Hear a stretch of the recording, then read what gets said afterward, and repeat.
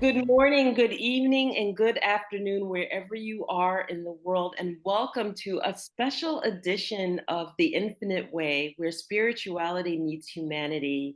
And it brings me great joy to be co hosting with my dear friend, Krisztina Konya of Truth Runners podcast. Welcome, Krisztina. Thank you so much, Enolia. And I'm so excited to co-host The Infinite Way with you. It's an honor for me. I'm really happy and honored to be here with you today. Yes, and it's an honor for me because we have two phenomenal women, two leaders of their community and two women who are making impacts on lives where they are in Kenya. So I'd like to introduce MaryAnn Namayiana and Elizabeth Kashin. And MaryAnn, why don't you just briefly tell everybody where you are in the world of Kenya and a little bit about your village, and then we'll go to Elizabeth and have her do the same. Okay. Thank you so much, Enolia, for your invite, and also Krisztina. I'm glad to be here. I'm happy. I'm MaryAnn Namayiana from Kenya. I live in Narok County, in an area called Loita. Sub-location. I started this work of beading since 2021, and I have enjoyed the journey. Why I started this project of beading is to help girls and women in our area, so to improve their life of living. Because once the ladies sell the jewelry, they get food for their children, clothing, and school fees to pay for their children. So I'm happy to be of them and to be a voice for those who are voiceless. Thank you. Thank you. And Elizabeth? Out of Nasila community-based organization and Destiny Maasai Chief Beadwork. I'm from Kajiado, Kenya, a multi-location. I do empowering women and girls to meet their dreams of tomorrow.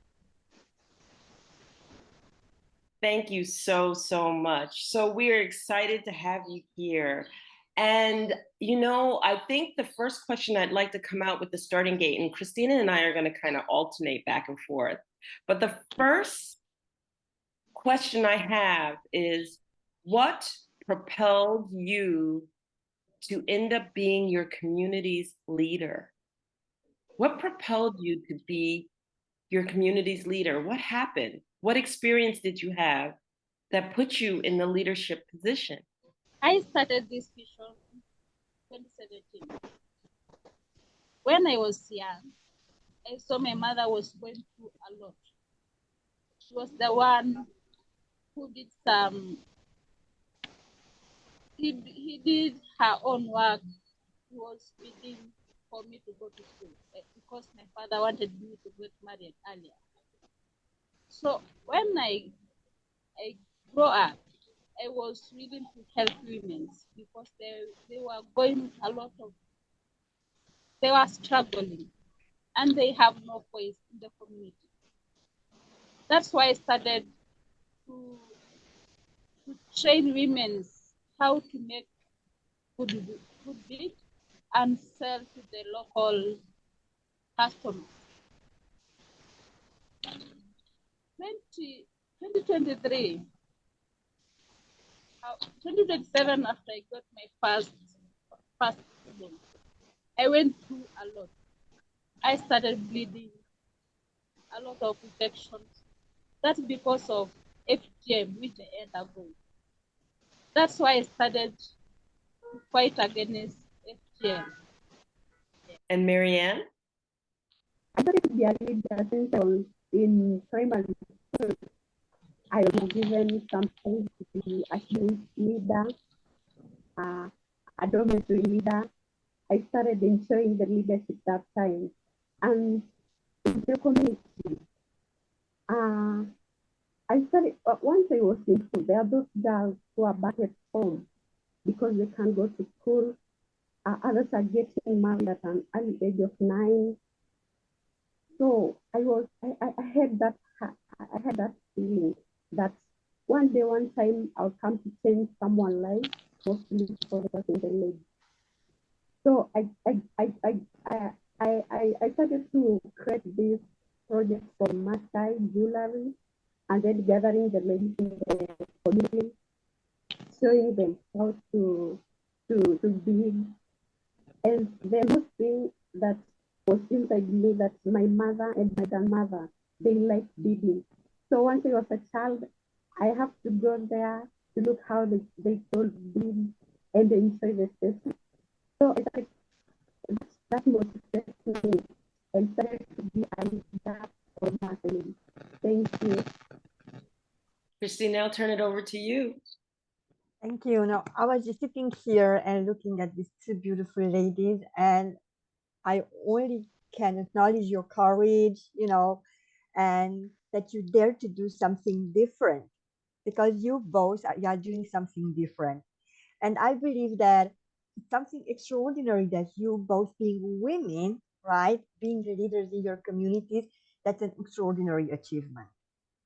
And I know for a fact that you both are great advocates, huge advocates of girls' education, right? You want the girls in your community to be educated, and you both have your own projects, what you want to show, and you both, work with women or with girls in your communities. And I was wondering if you would love to share about the project where you're working on right now. Okay, okay. I'm working on Bead Project. Bead Project is the one that I'm working on it now, but I'm praying God to create a foundation that can, which will help the girls, because now I'm working on the girls and women. Beautiful. Thank you. Now I'm fighting against FGM. Actually, on December, I have women's and girls training, which I'm training them how to get to be more courageous and start on their position and say no to FGM. For women, I'm working on to start their small business or they do beadwork and also agribusiness. Learn how to on rain resource, the rain season. They can plant some food which they can sell for them to have money on their pockets.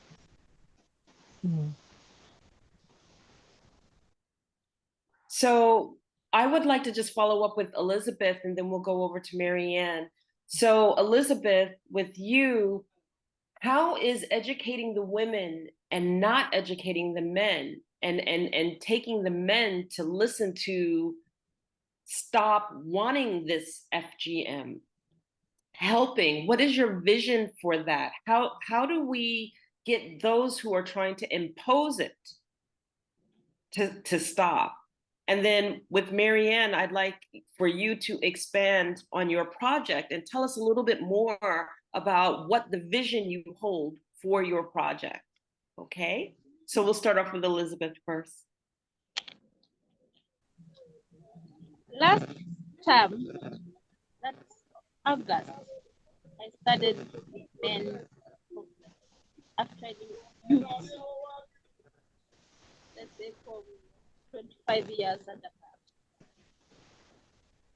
That's why I started to ask them the importance of a girl and how a girl can help the community tomorrow. In my organization, the chairman is a man. I didn't let men back. And also the organizer of the events is a man. So I have men in my organization. The reason why I introduce men is that community believe on men.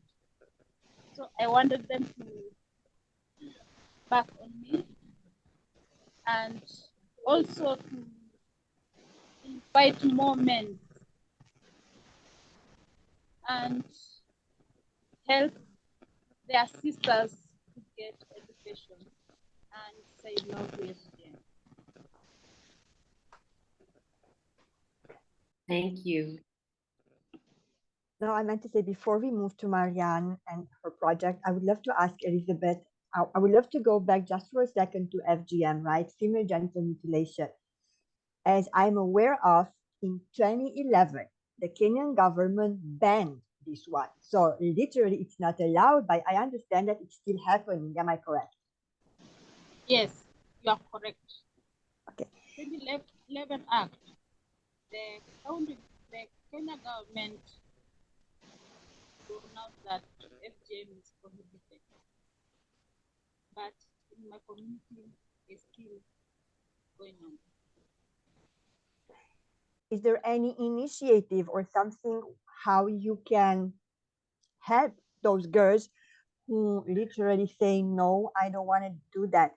Is there a way how you can help them? Is there any place, organization, or something where they can go and ask for help?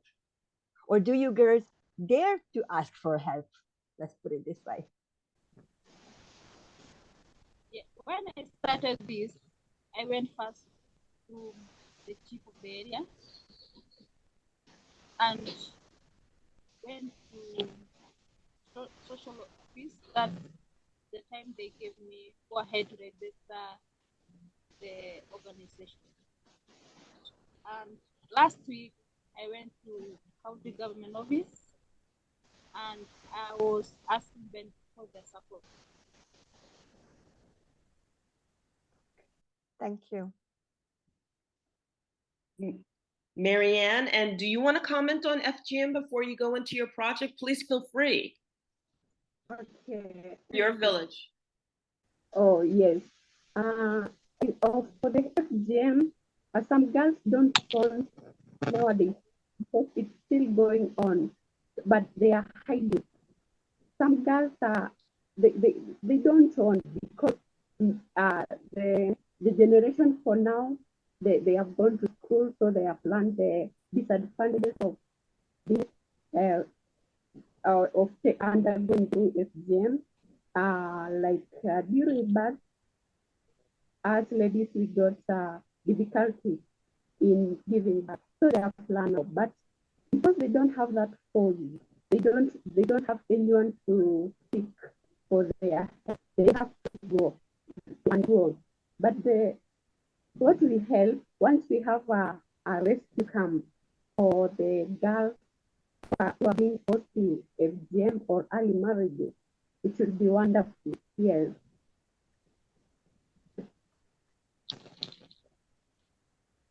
Thank you. And please tell us a little bit more now about your project. Okay. Following our Maasai culture, a woman has the opportunity to own anything.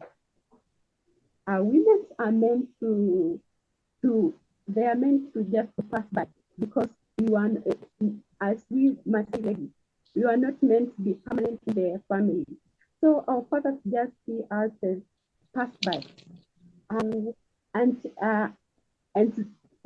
ladies are to take care of their children, to give back. That was the thing that only meant for the Maasai ladies.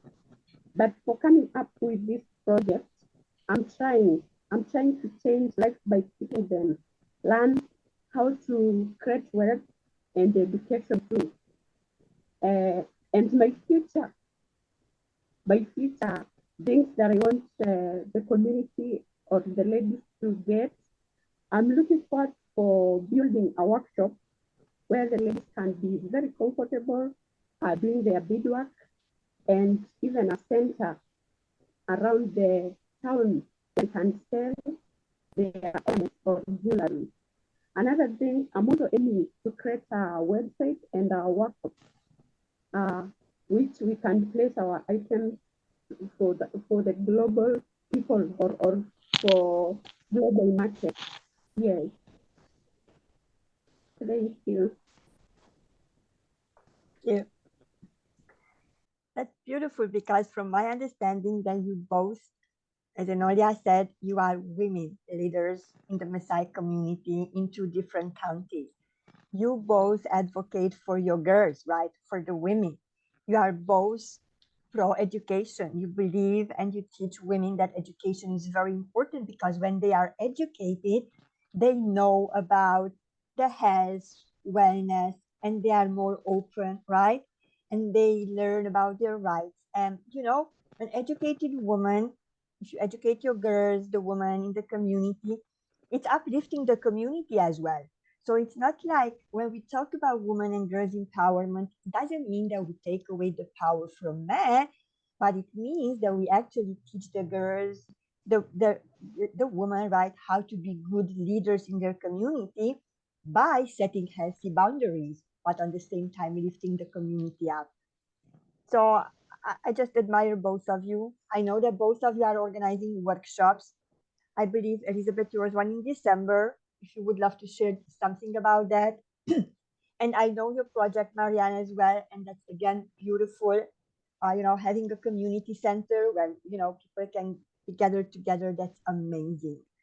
And also, if you allow me, Enolia and you girls, I would love to make a call here for those who are listening or watching the infinite way. It's infinite way. That's why Enolia, it's infinite. When you see the works, the beadworks of these girls, think of this. Instead of going to the market, December is coming, right? Christmas is coming.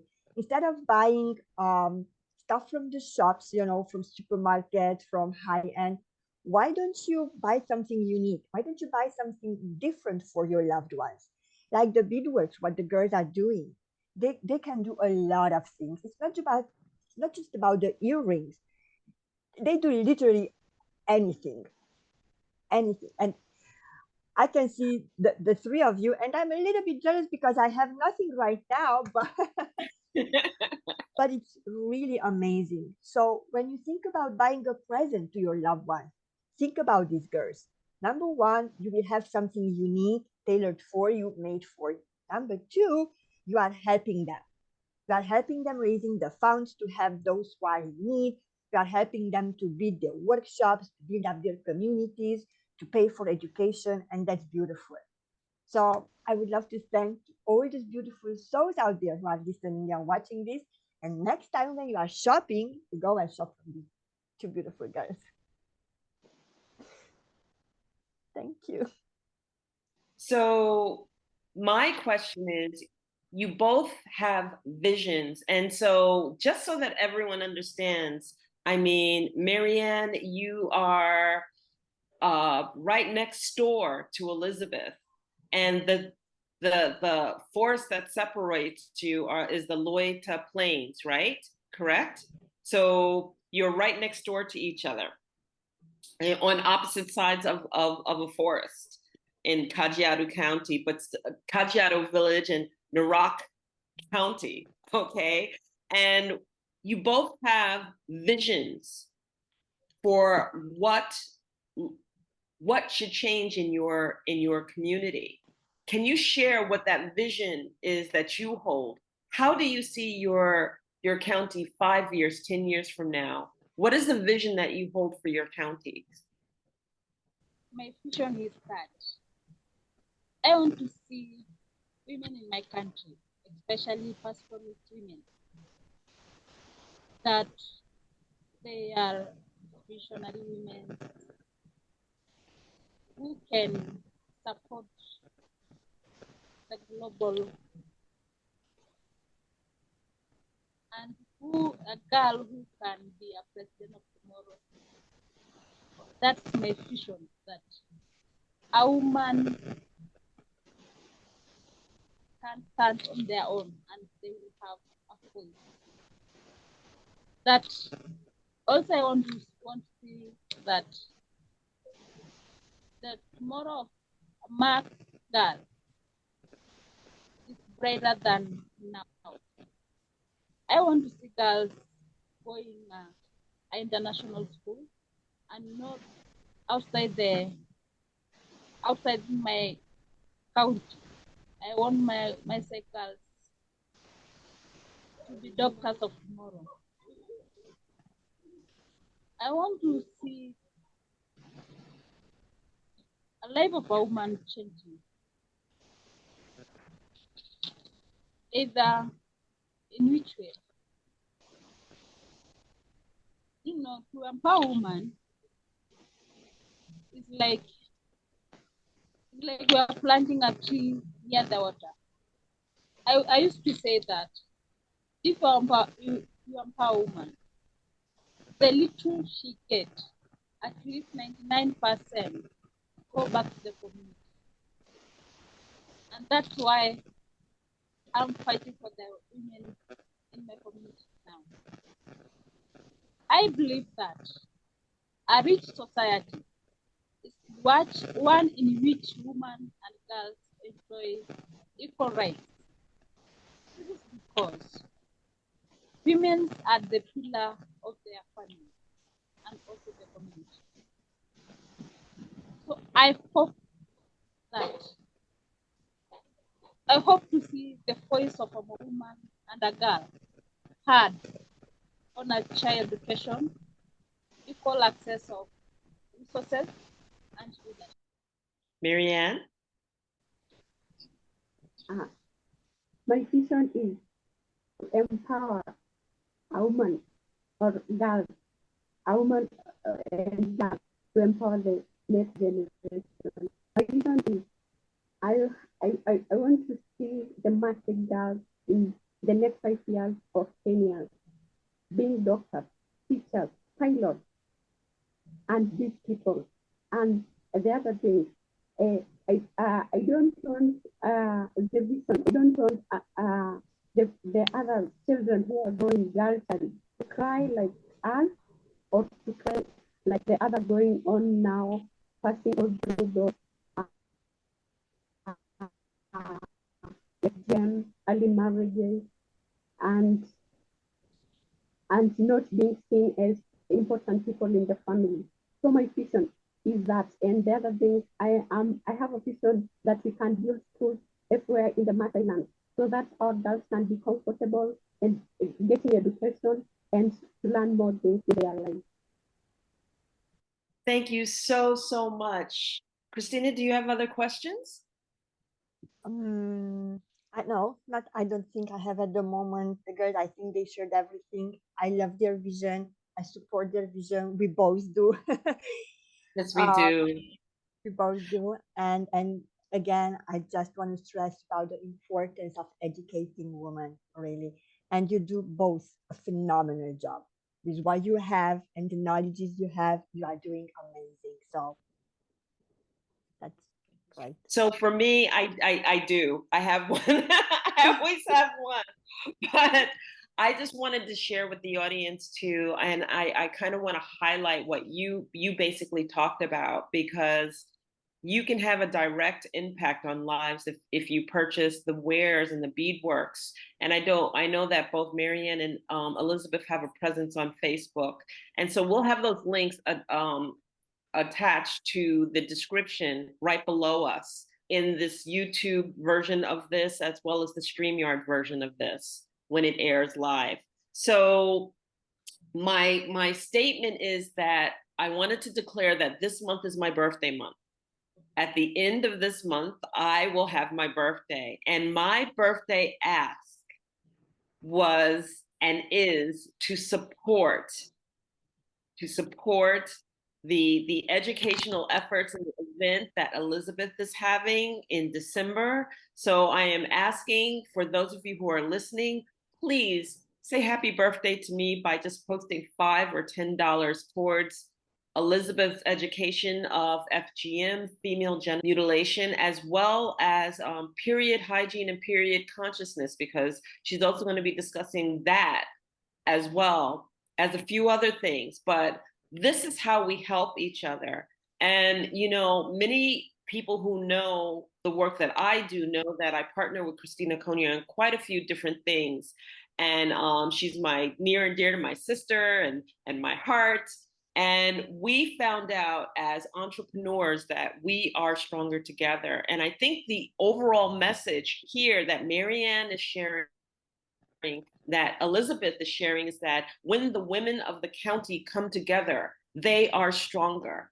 And then I knew MaryAnn very, very well for a long period of time, and Krisztina knew Elizabeth very well for a long period of time. And we introduced the two of them to one another. And there they are living parallel lives, doing the same type of leadership tasks to impact their communities, and didn't know one another. And now coming together, it is our prayer and our hope that in that sharing of information and as their friendship develops, that again, we are stronger together because the counties can come together. The women across the board, two leaders coming together, is a phenomenal movement. So if you're out there and you're listening, you know, we have been taught all our lives to divide and conquer. In other words, to get our piece of the land, our piece of whatever it is we want, without consideration to anyone else. And if you don't get anything out of this podcast, if you don't take away anything, please take away this. It's wrong. That when we come together, we are stronger. When we unite as one voice and we find our common ground, we are stronger. And when we come in stronger, we are able to achieve and move much, much more together than we are individuals and apart. So these two beautiful leaders have our support. And then our support systems, I hope you see this because you support us. And this is what we stand for. This is where we are. This is where our hearts reside. We have to come together as a body. We have to break down the walls and the challenges that would keep us apart and come together so that we can advocate for each other on each other's behalf, and then we can advocate for ourselves. So I just wanted to share that. And with that said, I just want to make sure that there aren't any, what would you like to leave the audience with before we sign off as a lasting thought? And I'll just give you a moment. I'll talk a little bit longer, but there is something that women need to hear from you, and you have the opportunity to tell them this, not just inside of your communities, but to the world. And so I invite you to just leave them with either a lesson learned or a message that needs to resonate throughout the world as you embark on your journey and your challenges across the world. I'm going to tag you, MaryAnn, first, and then I'll have Elizabeth go since she went first last time. Okay. My advice to the ladies across the globe is that if you can speak for the other ladies, please do it. Because there are those ladies who are undergoing many challenges. There are those who are crying inside their hearts, but they don't have anyone to cry for.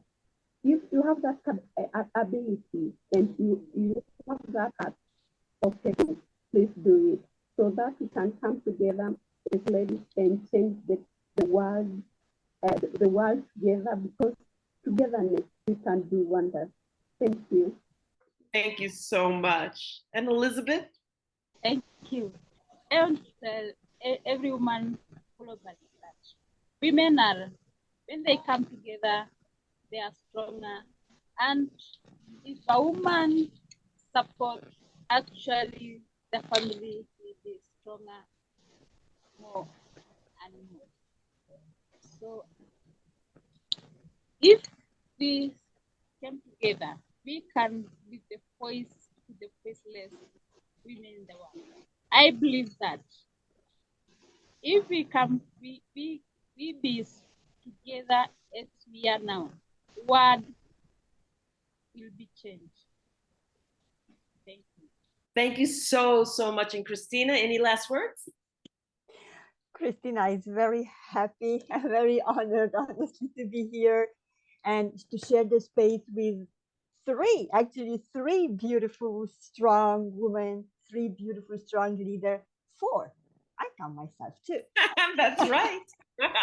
Oh, because as Enolia said, yes, we are stronger together.